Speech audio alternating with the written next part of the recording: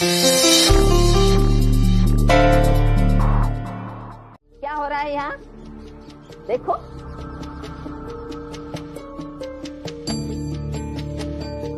क्या क्या हुआ जीजाबाई? देखो तुम्हारी बहू गिर गई है, वो इतनी तकलीफ में है और तुम बाहर बातें बना रही हो। थोड़ी बहू की सेवा करो। अरे हम दोनों हैं ना, तो आप बुआ को क्यों तकलीफ दे रही है? तुम दोनों सास का ख्याल रखो, बुढ़िया घर का काम कर लेगी। तमीज से बात करो। तुम मुझे तमीज सिखाओगी? पूरी जिंदगी ससुराल छोड़कर यहाँ पड़ी हो, ये कहाँ की तमीज है? आपको इससे मतलब? मुझे मतलब है। देखिए, आप हमारी बुआ से ऐसे बात नहीं कर सकती है। देखो रमा, बुआ ने कुछ पूछा है, मैं उसे जवाब दे रही हूँ। मुझे मतलब है, यदि तुम इस घर में नहीं रहती तो राम जी और जीजाबाई के संबंध अच्छे रहते। राम जी को अपने पत्नी के प्रति गैर जिम्मेदार तुमने बनाया है। इस घर में जो जो बुरा हो रहा है वो सब तुम्हारी वजह से हो रहा है। और ये रमा और भीम किसी की सुनते नहीं, वो भी तुम्हारी वजह से। जीजाबाई की बर्बाद जिंदगी की जिम्मेदार तुम हो। क्या पता भीमाबाई को भी तुमने ही मारा होगा। सकुणाबाई!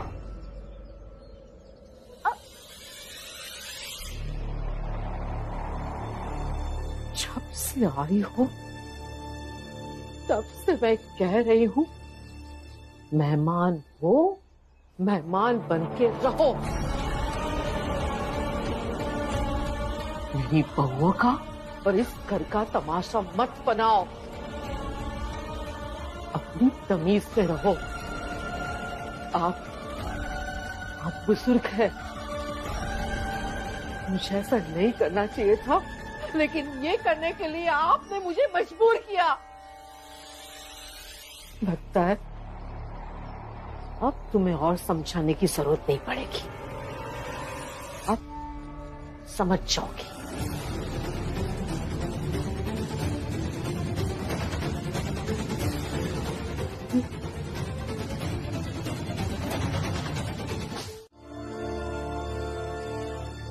या फिर हमारी इस ताकत की रक्षा करने के लिए किसी को अपनी जिद क्यों ना छोड़नी पड़े।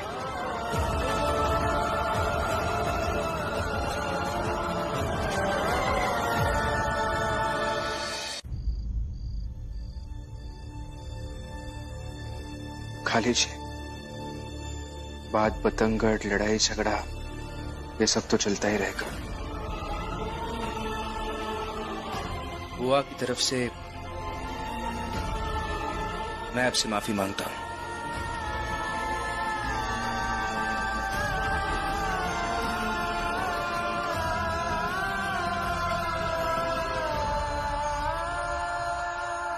सुना था बुआ भीम से बहुत प्यार करती है और हर वक्त उसी का साथ भी देती है। हम सबके बीच की ताकत को बचाने की बात जो भीम कर रहा है, उसका साथ तो बुआ दे ही नहीं रही। जीजाबाई, अपने दीदी से कहो माफी मांग ले, वरना भीम के भाषण का मुझ पर कोई असर नहीं होगा।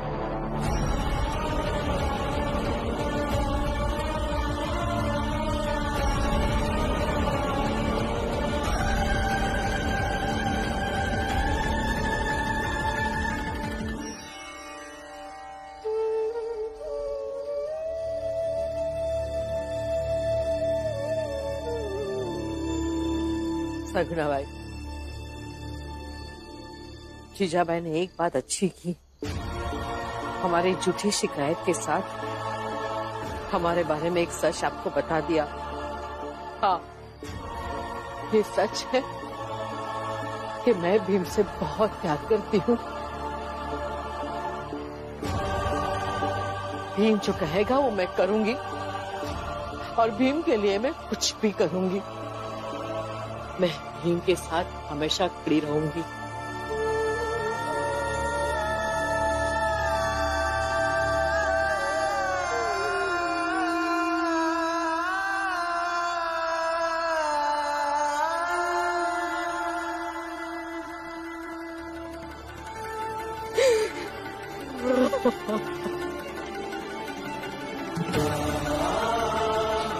सगुणा बाई, मुझे माफ कर दीजिए।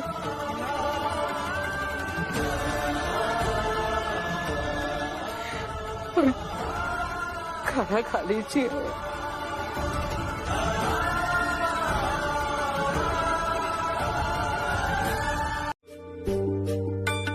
मैं कम इन सर? आओ भीमराव। आपने बुलाया? हाँ भीमराव, कल की घटना के बाद मैंने रात में बहुत सोचा और मुझे लगता है कि तुम्हारा कल का फैसला सही हो सकता है, लेकिन उचित नहीं। कि जाओ और दूसरे कॉलेज में पढ़ाई करो। एक बार पढ़ाई करके तुम वहां पहुंच गए जहां तुम पहुंचना चाहते हो, तो फिर बताना सबको अपनी जात, क्या फर्क पड़ता है। आपने मेरे लिए जो चिंता दिखाई उसके लिए बहुत बहुत शुक्रिया सर। लेकिन इमारत की ऊंचाई अलग बात होती है और उसकी मजबूती अलग बात। रास्ते ही अगर गलत हो तो सफलता स्थायी नहीं हो सकती है सर।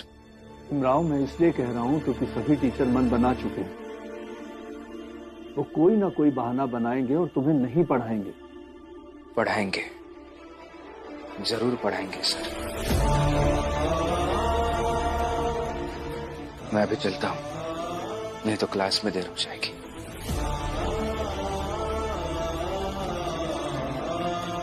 अम्बेडकर गुरुजी ने कहा था सच बोलना चाहिए, इसलिए बोलूंगा। क्या हुआ भीमराव?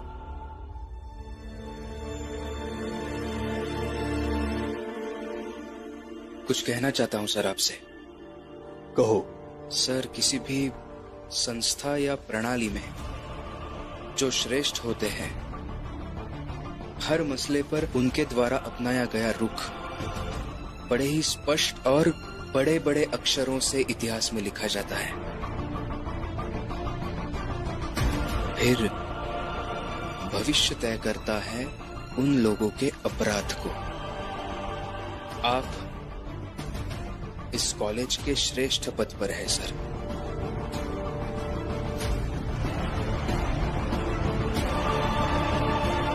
चलिए चलिए, बहुत काम है, बहुत काम है। किसी को काम करना है क्या? जल्दी चलिए। अरे भाई, कौन सा काम है? पत्थर तोड़ने का काम है, करोगे आप? हाँ। नाम बताइए। बारकू जादव। चलिए चलिए। मुझे भी काम करना है।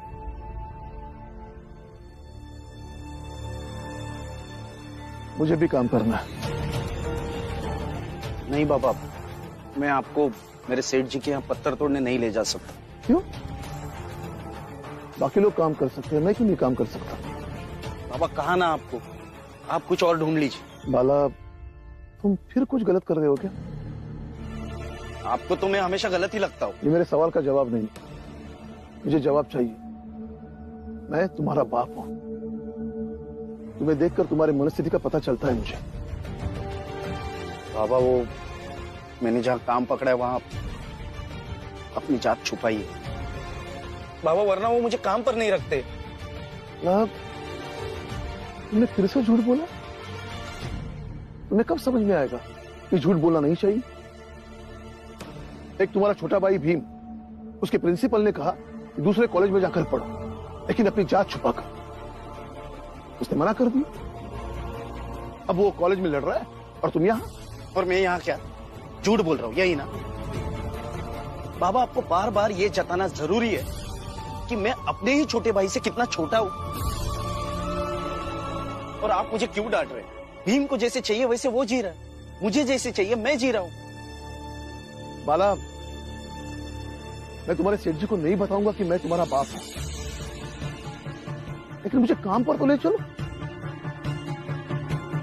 ठीक है, चलिए।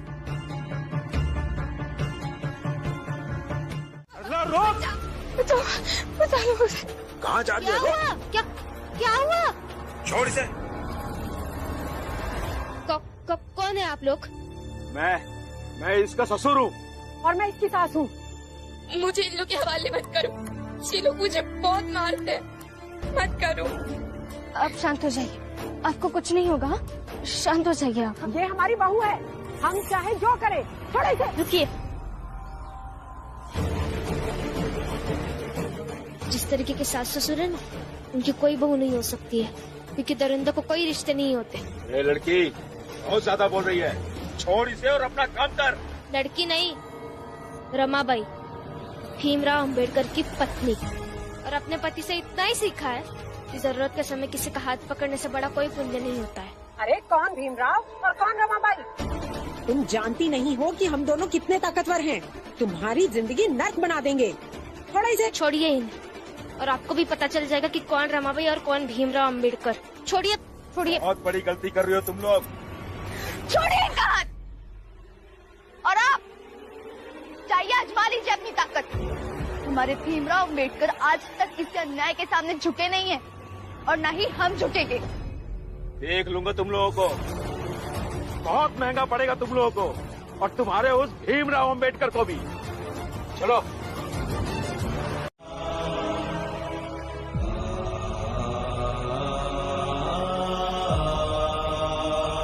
वैसे गुरुजी, आज कक्षा में वो आम की बात निकली थी, तो मैंने प्रचन्न देव जी के बाग के कुछ आम आपके घर भिजवा दिए हैं। धन्यवाद। वैसे जीवन में स्वाद तो गुरुजी लेकर आए हैं। हाँ। उस भीमराव को पढ़ाई से बाहर धक्का देकर। अब वो भीमराव ना तो कभी पढ़ पाएगा, ना ही कभी पास हो पाएगा।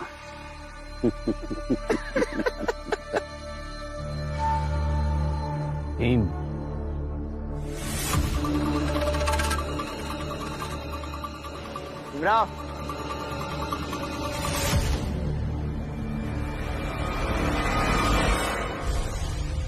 शिक्षा दान करे। आपको समाज शास्त्र आता है तो मुझे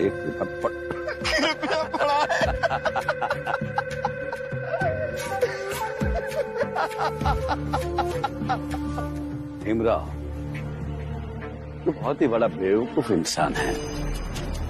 तुझे क्या लगता है कि ऐसे भीख मांगकर तू अपनी पढ़ाई पूरी कर लेगा?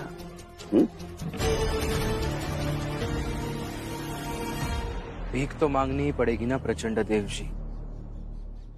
जहां हक था वहां साजिश हो गई। जिनका कर्तव्य था वो लोग तो जातिवादी निकले। यही एक रास्ता बचा है मेरे पास। और शिक्षा चाहे भीख में ही क्यों न मिली हो, करोड़ों की खानदानी संपत्ति से ज्यादा वजनदार होती है।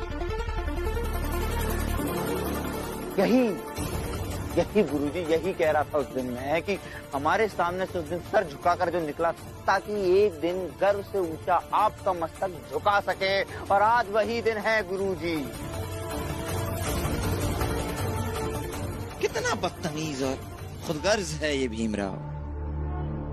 कल तक यही आपको गुरुजी कहकर सम्मान दे रहा था, और आज बीच सड़क पर ऐसे ताने दे रहा है गुरुजी। नहीं नरोत्तम जी, ये तो आपकी कलाकारी है जो मेरी सच्ची बातों को तानों में बदलकर गुरुजी तक पहुंचा रही है। चलता हूं।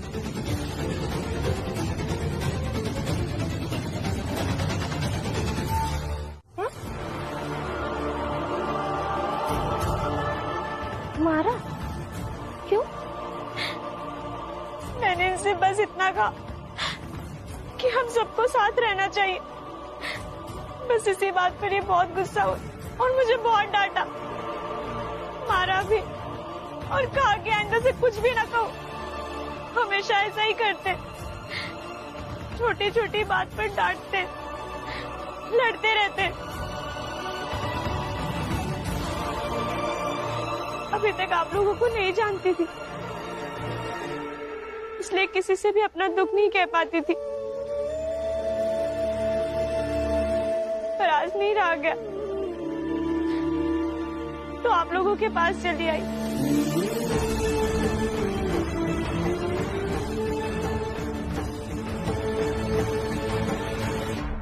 अरे इसमें कौन सी नई बात हो गई? कभी कभार मार दिया, डांट दिया, तो उसमें क्या हो गया? फालतू में नाटक बना रही हो? समझ न आने पर प्यार से समझाया जा सकता है। मर्द होने का ये मतलब नहीं है इन्हें हाथ उठाने का हक है। रमाबाई अंबेडकर, अब कुछ बोलो। एक बहू है सरला और एक बहू बाला की पत्नी जो तुम्हारे सामने खड़ी है। तो रमाबाई अंबेडकर, अभी तक तो तुम बहुत भाषण दे रही थी कि इसके ससुराल वाले ने इसके साथ में मारपीट की और इसकी हालत ऐसी कर दी, लेकिन बाला की पत्नी की हालत जो ऐसी हो गई है, इसके लिए कौन जिम्मेदार है?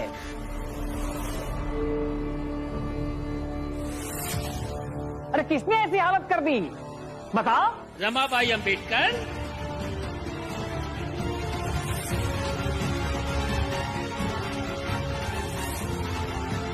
बोलो रमाबाई अंबेडकर, जवाब दो। कि स्त्री की लड़ाई अगर एक स्त्री लड़े तो असर ज्यादा प्रभावशाली आएगा। तुम्हारी इस लड़ाई में मैं तुम्हारे साथ हूं। तूने मेरे पढ़ाई लिखाई पर पानी फेर दिया, मेरे संस्कारों पर पानी फेर दिया। मैंने तुम्हें यही सिखाया था कि तू बहू पर हाथ उठाए, पता?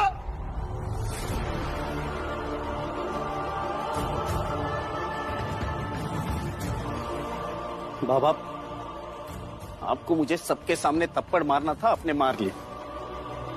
इस पर मुझे कुछ नहीं कहना, लेकिन अगर आप ये उम्मीद कर रहे हैं कि आपके समझाने से मैं समझ जाऊंगा तो आप गलत हो।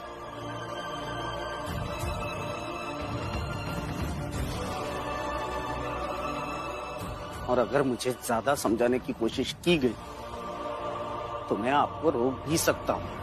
बाबा, इसीलिए बेहतर यही होगा कि आप सब अपने हिसाब से रहिए और हमें अपने हिसाब से रहने दीजिए।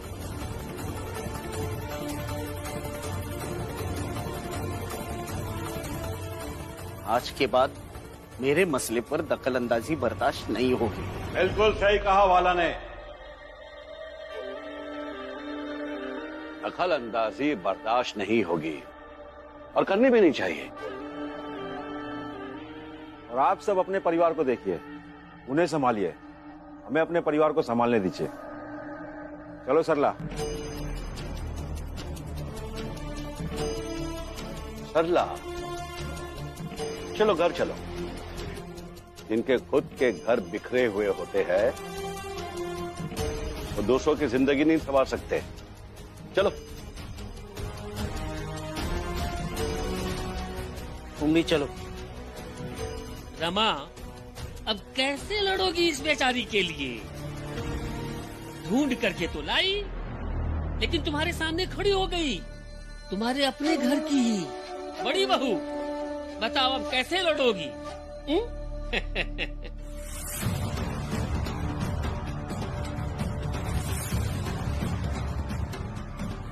चलो सरला।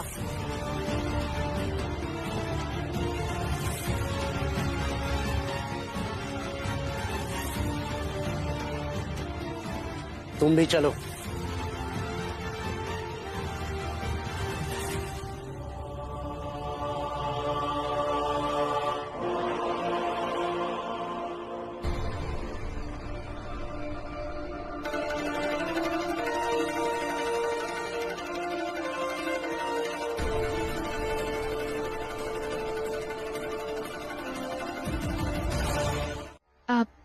ये खाना खा लीजिए, मैं और एक थाली लाती हूँ। हाँ? नहीं रमा, दूसरी थाली मत लाओ, हम दोनों एक थाली में ही खा लेंगे।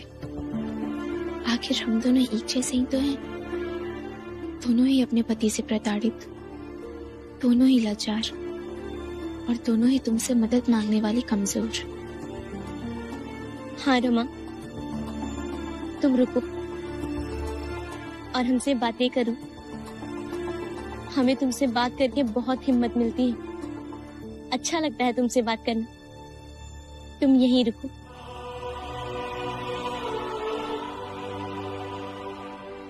अब तक आप दोनों चाहे जैसे थे, लेकिन अब से आप दोनों योद्धा है, अपने अपने हक की लड़ाई लड़ने वाली योद्धा।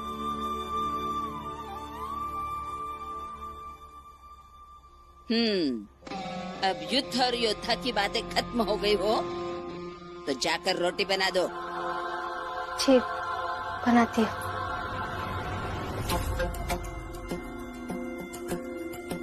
जिसकी खुद की औकात इतनी हो तो कोई कहे रोटी बना दे तो रोटी बनाने चल दे। वो तुम्हारी औकात कैसे बढ़ाएगी? हाँ? खाना मांग कर लाई है ये, खा लो दोनों और फिर सोचो, इस रमा के चक्कर में तुम दोनों का अपने अपने पति से रिश्ता ना टूटे।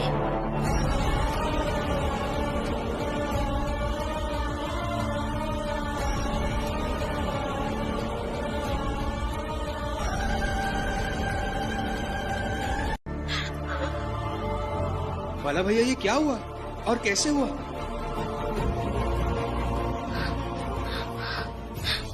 बाला, ये क्या हो गया?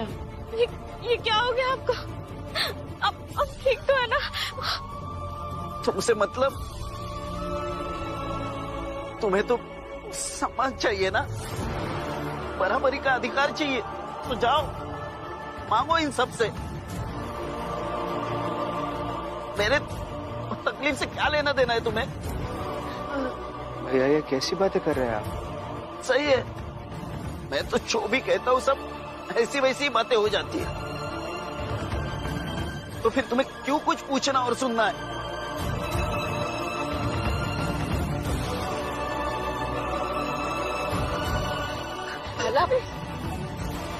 बाला, संभाल के बेटा। चाहो तुम सब यहाँ, ठीक हूँ मैं। नहीं, हम आपको छोड़कर कहीं नहीं जाएंगे। छोड़कर तो चली गई ना।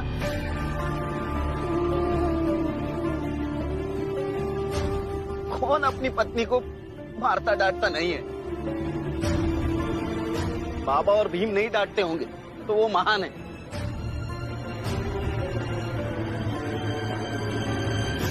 लेकिन ये दुनिया सिर्फ महान लोगों से नहीं बनती है। दुनिया में महान लोगों के साथ साथ साधारण लोग भी होते हैं, और मैं साधारण ही हूँ। तुम बनो महान। रुक जाइए, आप गुस्सा मत करिए। देखो, गुस्से में नहीं, बड़े प्यार से और शांति से समझा रहा हूँ। तुम्हें अगर मेरे साथ आना है तो इन लोगों से उतना ही संबंध रखना होगा जितना कि मैं रखता हूँ।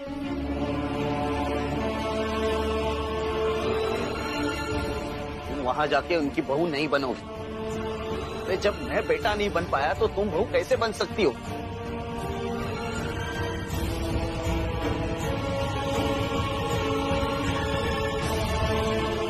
बाला, मुझे जो कहना था मैंने कह दिया, बाकी तुम्हारी मर्जी।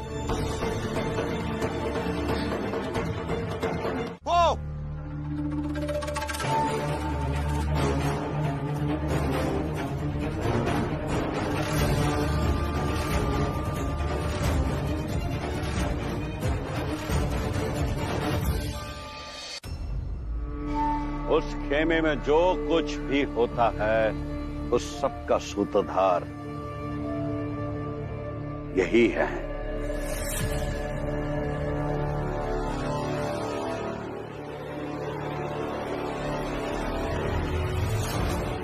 फिर तो आज हम उसे सबक सिखा के रहेंगे। सिखा के रहेंगे। चलो।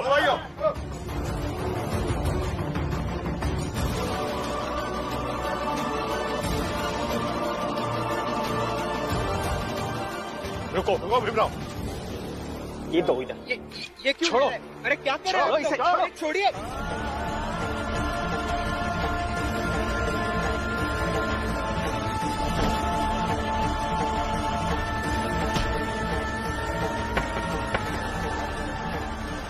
भाइयों ये वही भीमराव है ना जिसके घर पे सरला है?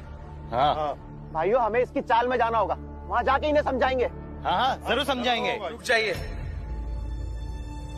मेरे चाल में जाकर हंगामा करने से अच्छा है कि आप लोग जरा समझिए घर में समाज में बहू बेटियों को कैसे रखा जाता है। राव, तुझे लगता है कि सिर्फ तू समझदार है, बाकी यहाँ सारे लोग ना समझ है। इन्हें समझ है कि नहीं है मुझे पता नहीं, लेकिन सरला जी के सास ससुर के पास तो बिल्कुल तरीका नहीं है। अच्छा, तो तू ये कहना चाहता है कि सरला के सास ससुर को तरीका नहीं आता? मतलब तू ये कहना चाहता है कि ये लोग जिस समाज में रहते हैं उस समाज को तरीका ही नहीं आता, है ना? सुना भाइयों, अब कह रहा था ना कि ये भीमराव ऐसे ही उल जुलूल बातें करता है, इसलिए इसे इसकी औकात और हमारी ताकत बताते रहनी होगी। भीमराव, हम बताते हैं कि अपने समाज में कैसे औरतों को रखा जाता है। रुको यही। हाँ भाइयों, चलो चलो चलो।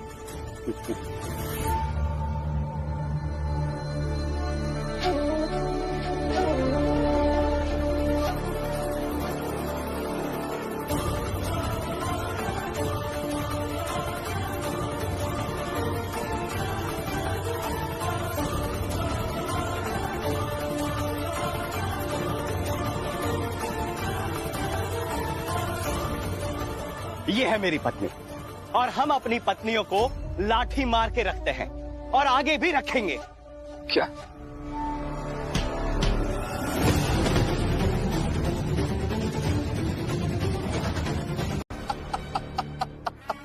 भीमराव, देखो देखो हमारा तरीका।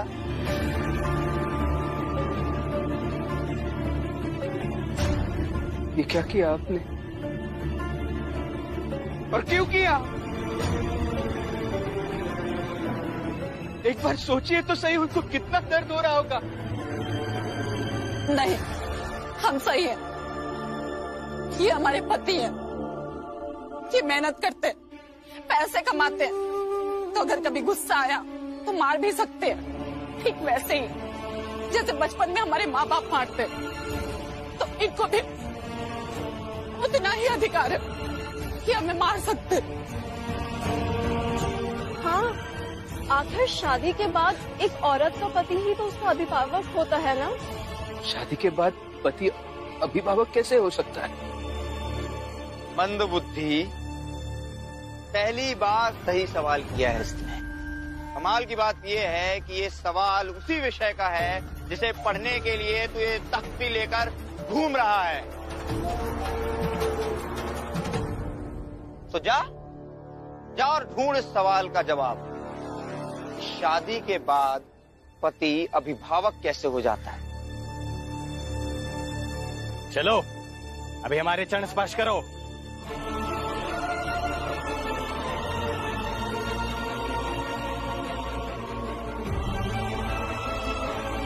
कल्याण वस्तु।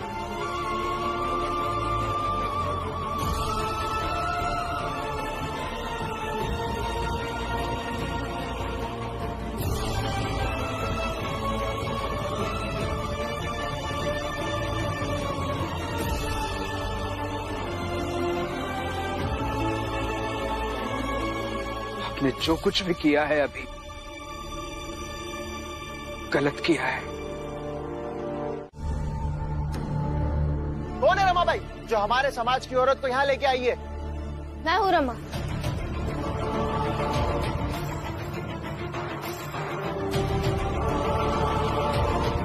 गलत जानकारी मत रखिए आप।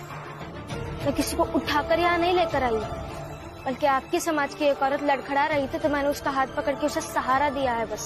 सहारा देते समय अपनी जात भूल गई? हाँ? देखिए, पीड़ित व्यक्ति की सिर्फ एक ही जात होती है, पीड़ित। और उसे सहारा देने के लिए किसी खास जाति का होना जरूरी नहीं, बल्कि अच्छी नीयत का होना जरूरी है। हम बस 10 तक गिनेंगे। या तो सरला को हमारे हवाले कर दो, या फिर हम चाल को पूरी तरह से तहस-नहस कर देंगे।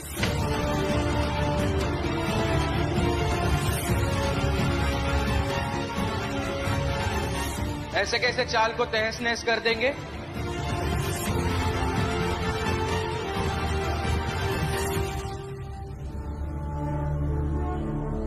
दस तक गिनती पूरी होने दो, फिर पता चल जाएगा।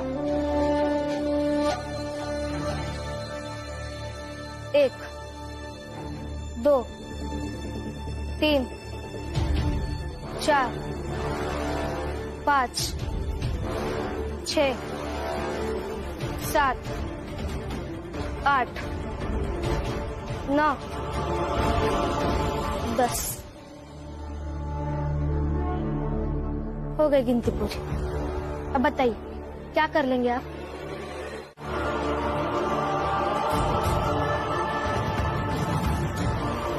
कल भी समय पर इसी कॉलेज में आऊंगा, फिर चाहे ये लोग मुझे पढ़ाए या ना पढ़ाए। मैं सोच रहा था कि समाज में कर्तव्य और अधिकार का विभाजन बराबर बराबर होना चाहिए। संतुलन के लिए कर्तव्य और अधिकार पूरी तरह से परिभाषित हो और समाज का हर आदमी उसे समझे।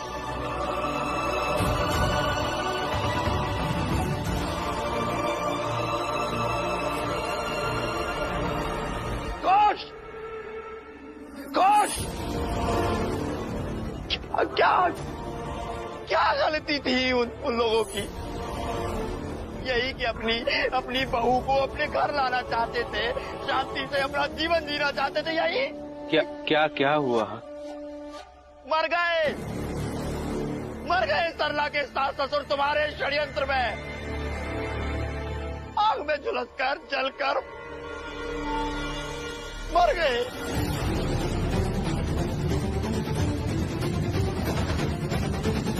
मर गए? नहीं, मारे गए हैं तुम्हारे द्वारा भीमराव।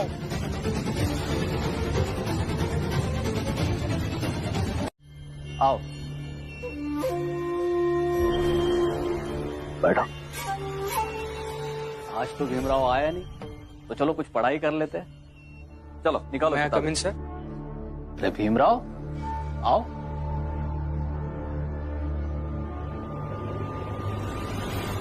रुको, ये कोई धर्मशाला है? जब मन चाहा तब चले आए? जाओ बाहर जाकर मैदान में खड़े हो जाओ।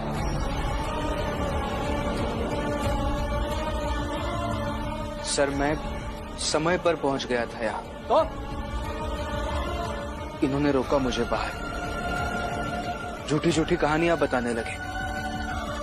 अब मेरी इसमें क्या गलती है? लो, सुन लो, इसमें भी मेरी गलती है ना? अरे मैं तो चाहता ही हूँ कि भीमराव तुम पढ़ाई ना कर सको।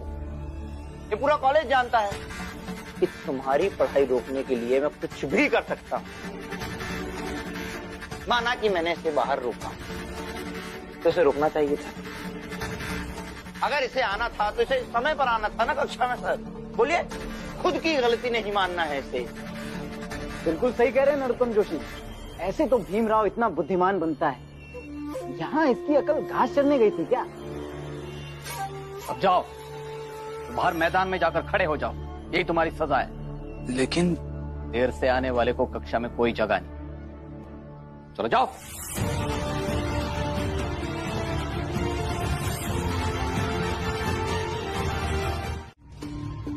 बाहर निकल सरला।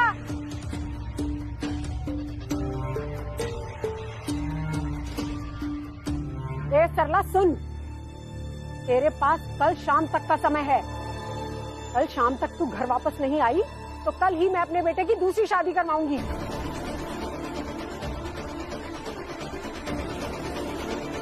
कैसे कैसे दूसरी शादी आप करवा सकते हैं? वो तू देख लेना, तेरे पास बस कल तक का समय है, तू सोच ले बस।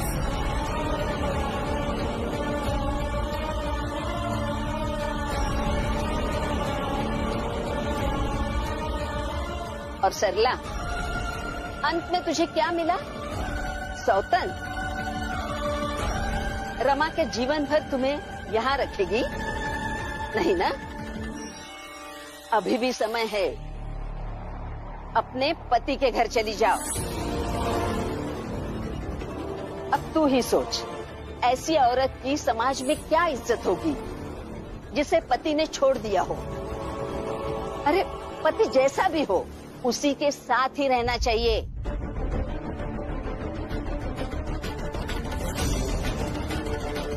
बेटी, इनकी बात पे ध्यान मत देना।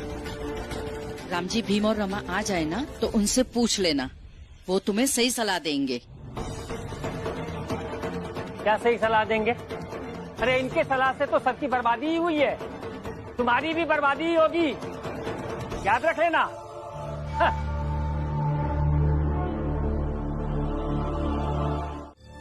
पता नहीं बाला की पत्नी कहाँ है, कैसी है, बाला ने उसके साथ क्या किया होगा। करना क्या है? जैसे सरला का पति कल दूसरी शादी करेगा, वैसे बाला की पत्नी भी किसी दिन आकर तुम सबको कहेगी बाला ने दूसरी शादी कर ली है। चुप हो जाइए आप, जब भी बोलती है बुरा ही बोलती है। अच्छा ठीक है, मैं बुरा बोलती हूँ, पर तुम सब बुरा कर रहे हो। उसका क्या? सरला का पति कल दूसरी शादी कर लेगा तो भीम के जीवन भर उसे यहाँ रखेगा?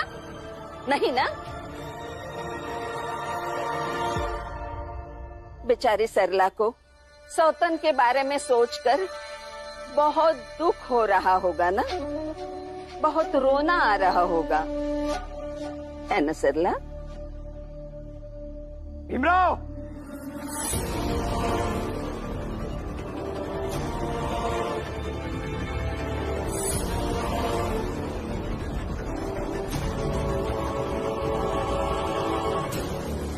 मूर्ख, देख आज इसके आंसुओं का भी कारण बन गया तू। इतना सोचता है कि लोगों की जिंदगी संभाल लेगा तू, उतनी ही बर्बाद कर देता है।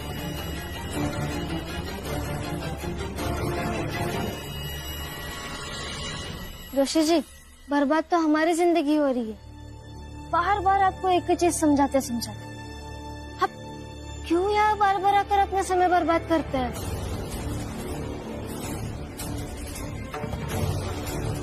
जाहिल, आज मैं यहाँ तुझसे, तेरे पति से बहस करने नहीं आया हूँ। आज मैं यहाँ आया हूँ सरला के लिए एक प्रस्ताव लेकर। कैसा प्रस्ताव? यही कि तू, तेरी पत्नी, तेरा बाप और ये सरला अगर सुबह सुबह अपने सास ससुर से जाकर माफी मांग लेते हैं तो सरला के सास ससुर इसे माफ कर देंगे और अपने बेटे की दूसरी शादी भी नहीं कराएंगे। हाँ, लेकिन माफी मांगने में एक शर्त है, माफी पैर पकड़कर मांगनी होगी।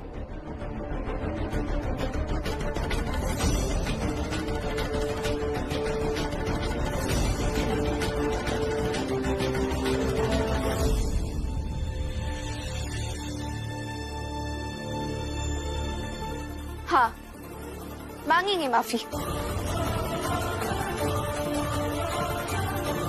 शाबाश।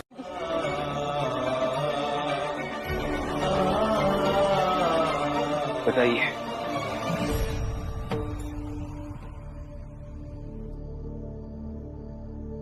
बताइए नरोत्तम जी, किस बात की मांगनी है माफी? हाँ जोशी जी,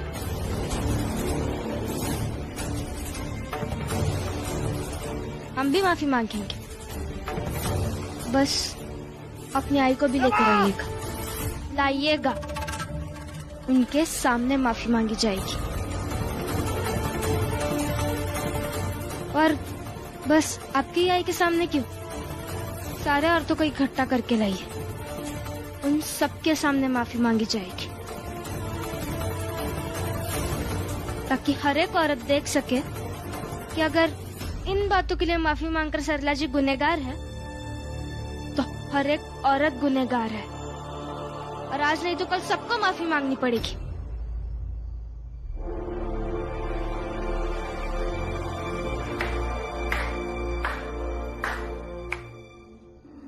नरोत्तम जोशी जी, सरला ने जो कहा वो उसके सास ससुर से पूछेगा ही, लेकिन साथ में ये भी कहिएगा उसी चौल की बूढ़ी औरत दलिया अम्मा भी आएगी माफी मांगने। हाँ, और हम आई बे सरला के सास ससुर से माफी मांगे।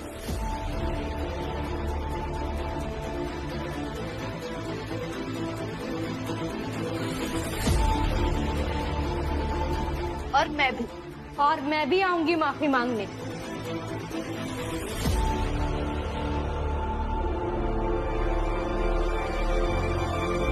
और मैं तो आऊंगी।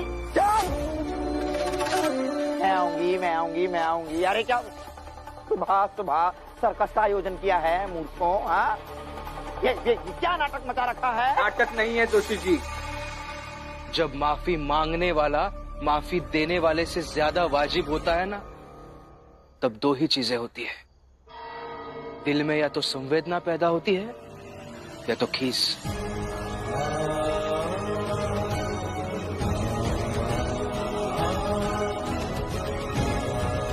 जाकर बताइए उन्हें सरला जी के पति की दूसरी शादी कराए। हम भी देख लेंगे हमें क्या करना है। तू करेगा,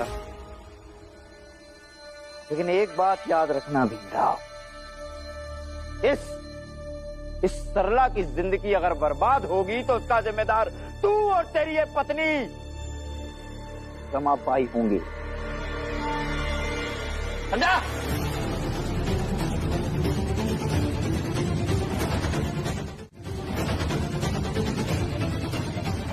मुझे लगता है रमा और भीम सरला का जीवन पूरी तरह से बर्बाद होने के बाद तुम जीवन भर ऐसे ही सहानुभूति के लंबे चौड़े भाषण देते रहना और ये सब तालियां बजाते रहेंगे जैसे आज बजा रहे थे।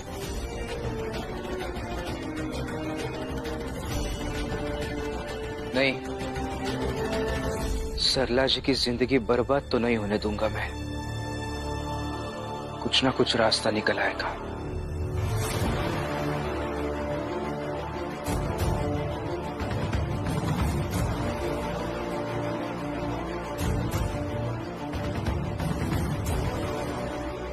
सगुनाबाई और जिसाबाई मिलकर भीम और रमा की जिंदगी को परेशान कर रही है। मुझे निर्णायक बात करनी ही होगी।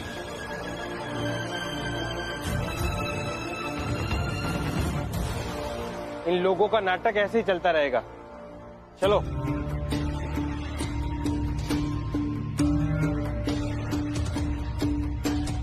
रमा, आप सब भी। जनार्दन, एक चाय पिलाओ।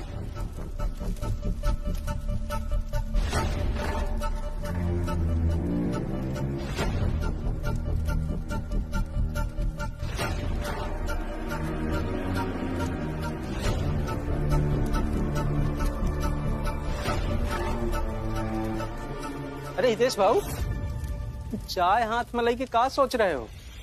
जोखू, जनार्दन, मैं बस यही सोच रहा हूँ कि रमा, भीम और सब मिल करके इस सरला के लिए क्या करने वाले हैं, यही देखना है। हाँ भाऊ, इसका इंतजार तो मुझे भी है कि आज क्या होगा। लो, देख लो।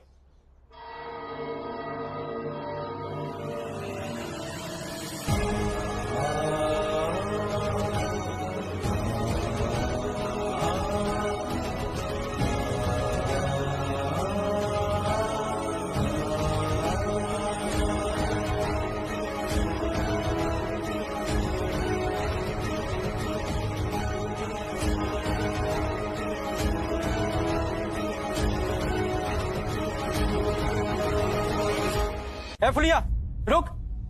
ये डंडा उंडा लेके कहाँ चल दिए थे? देखो, वो औरत को इंसाफ दिया की बात है, हम जरूर देवे। अरे ते कहूं न जा बे भीम और रमा तुम्हारे दिमाग में कुछ भर दिए और तो चल दिए विद्रोह करें। तो कुछ नहीं भर दिया हमारे दिमाग में। ऐसा बुद्धि हमका भी है कि कोई औरत के इंसाफ की बात है तो हमका ओकरा साथ देवे के चाहिए, हम तो जरूर देवे। हम मुँह देखा थे तो कैसे जाता है। चल चल घर के अंदर देखो। और ये तेरा सत्य कैसे जीतता है? अब जाइए, मैं देखती हूँ। और विश्वास कीजिए और इन्हें भी विश्वास करने दीजिए कि आपका मुझ पर पूरा भरोसा है।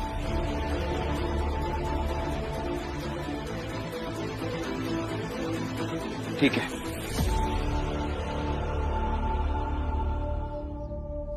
ए सरला, तुझे माफी मांगने का विकल्प दिया था ना, तब तो तूने लंबा चौड़ा भाषण सुना दिया और गिनवा दिया कि तूने अपने पति के लिए और इस परिवार के लिए क्या क्या किया है। तो अब तुझे क्या लगता है कि इस लाठी के बल पर ये शादी रुकवा देगी? शादी रुकवाने नहीं आई हूँ। जब मेरे इतने सालों का प्रेम कर्तव्य ने मेरे पति को मेरे साथ रहने नहीं दिया, तो फिर ये डंडा लाठी क्या रुकवाएंगे इस शादी को? तो यहाँ क्या करने आई है? नरोत्तम जी, औरतों के बीच का मामला है, मर्द क्यों बोल रहे हैं बीच में, समझाइए।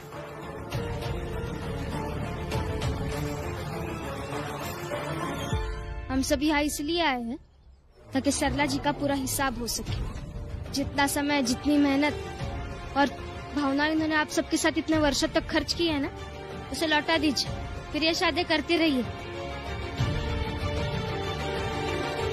और फिर मुआवजे के रूप में एक औरत को इतना पाने का हक तो है ही। अच्छा, इसलिए ही खर्च नहीं दिया है। हम भी तो इतने सालों से रोटी कपड़ा दे रहे हैं इसको। नरोत्तम जी, वापस मर्द बोल रहे हैं बीच में। बोलने का हक है मुझे, पति हूँ इसका। हाँ, तो सरला जी भी आपकी पत्नी है। तो सरला जी, आप भी जवाब दीजिए इन्हें, लेकिन जवाब देते वक्त ऐसा बिल्कुल भी नहीं लगना चाहिए कि आप पर किसी का दबाव है। जो दिल में है सब बता दीजिए। हाँ सरला जी, आज मर्यादा में मत बंधिए, क्योंकि मर्यादा कई बार पक्ष को कमजोर कर देती है। और आज बात सिर्फ मर्यादा की नहीं, बल्कि आपके साथ साथ पूरे औरत जात की है।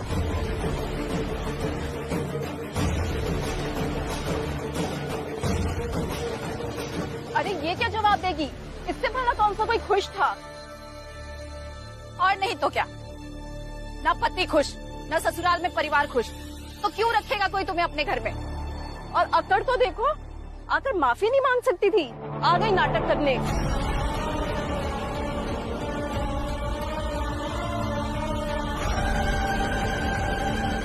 चल बेटा।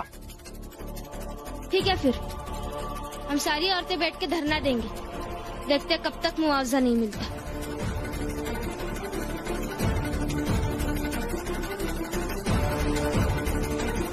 चलिए, हम सब मिलकर धरना देते हैं। बैठिए। ठीक है, तुम सब लोग यहीं बैठकर धरना दो। जब थक जाओगे तो खुद ब खुद उठ जाओगे। चलो भाइयों। एक बात और, आधी जायदाद मिलने के बाद भी हिसाब तो पूरा होता ही नहीं। आप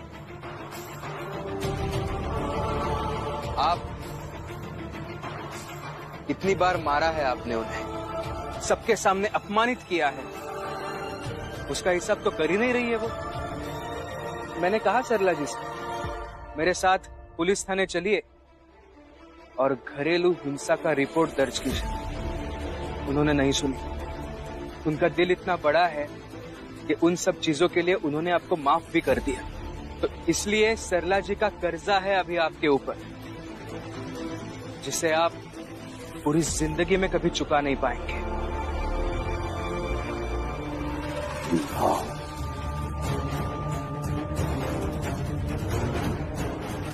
ये सब सजावट निकालो।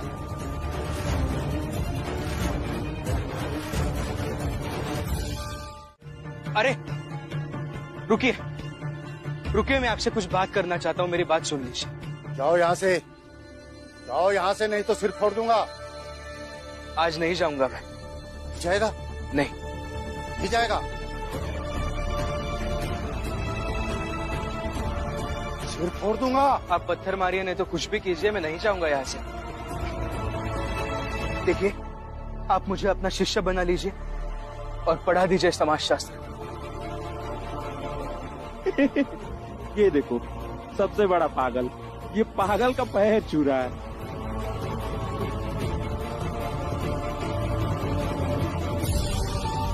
आप गुरु हैं, मैं मुझे पढ़ना है आपसे।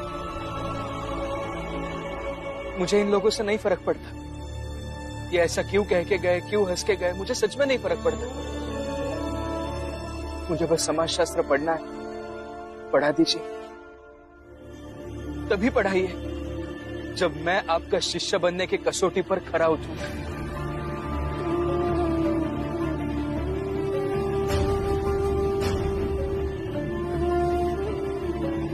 ठीक है, पढ़ाऊंगा, लेकिन पहले जो तूने आज गलती की है वो बता दे, फिर मैं तुझे अपना शिष्य बना लूंगा। हाँ। गलती? मैंने कौन सी गलती की है? सोचो सोचो, अभी अभी जो तुमने कहा था ना कि मैं तुम्हें शिष्य तभी बनाऊंगा जब तुम शिष्य बनने की कसौटी पे खरा उतरो। और शिष्य बनने की सबसे बड़ी कसौटी यही है कि उसमें आत्मबोध की क्षमता हो।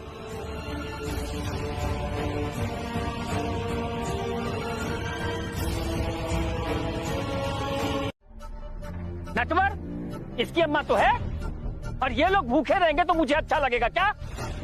हितेश, तू चिंता ना कर, रमा जितना कह रही है उतना तुम सब मान जाओ, तभी उठेंगे हम। अरे ये रमा का अपन घर नहीं देखा है क्या तुमने? देखा है? ए फुलिया, तो उठ, घर चल और खाए का बनाओ, बहुत भूख लगी हमका। अब भूख लगी है तो खुद जाके बनाओ और खाओ। अब कहीं नहीं जाइए। नहीं जाएंगे, नहीं जाएंगे, नहीं जाएंगे, नहीं उठेंगे, नहीं उठेंगे, नहीं उठेंगे, नहीं उठेंगे, नहीं उठेंगे, नहीं उठेंगे। ए अम्मा, घर चलो, मुझे भूख लगी है। तुमको पता है ना, मैं दोपहर को खाना नहीं खाता हूँ तो मेरी तबीयत खराब हो जाती है। चलो घर। नहीं आऊंगी मैं। नहीं जाएंगे, नहीं जाएंगे, नहीं जाएंगे, नहीं जाएंगे, नहीं जाएंगे, नहीं जाएंगे, नहीं जाएंगे, नहीं जाएंगे, नहीं जाएंगे, नहीं जाएंगे, नहीं जाएंगे। ये तुम सबकी औरतों के कारण हमारी औरतें भी बहक गई हैं। बहक नहीं गए हैं, सही रास्ते पर आए हैं। और अगर हमें घर लेकर जाना है ना, तो सरला को मुआवजा दिलाओ। शब्द गुरु का शब्द है, काया का गुरु काए, भक्ति करें नित शब्द की, सतगुरु यों समझाए,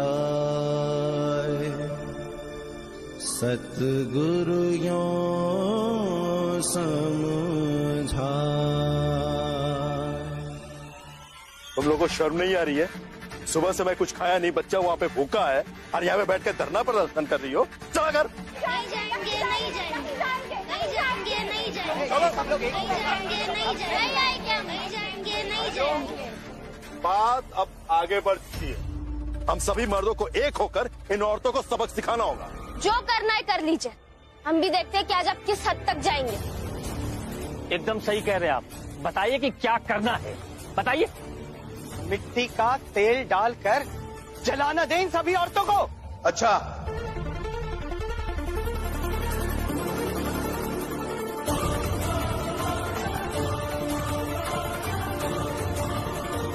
तेल की एक बूंद फेंक कर देखिए, रिटायर्ड सूबेदार का वादा है, उसी हाथ को उखेड़ कर फेंक दूंगा।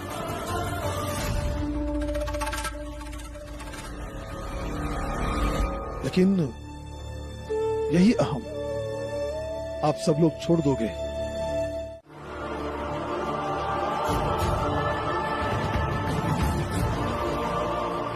लेकिन जात के नाम पर सदियों से बनी खाई बस इस बात पर पड़ गई है कि हमें औरतों को सबक सिखाना है।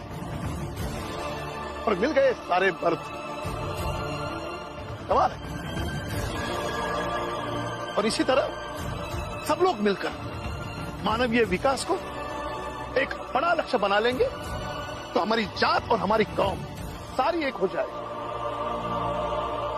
ए राम जी, तुम मर्द नहीं हो, मर्द के नाम पे कलंक हो, कलंक। बताओ, मर्द होकर के मर्दों का साथ न देकर औरतों की तरफदारी कर रहे हो।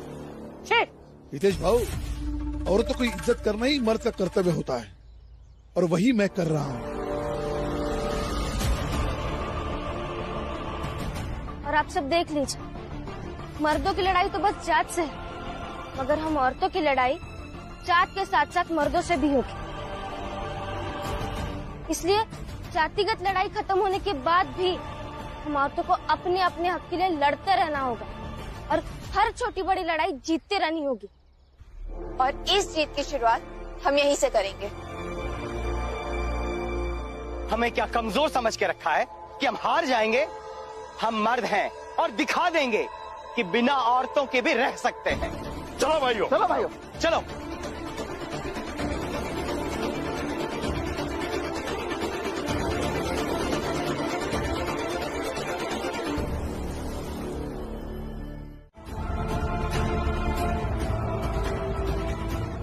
रामजी भाव। हाँ, रख दीजिए। जी जी, यहाँ रख दीजिए। यहाँ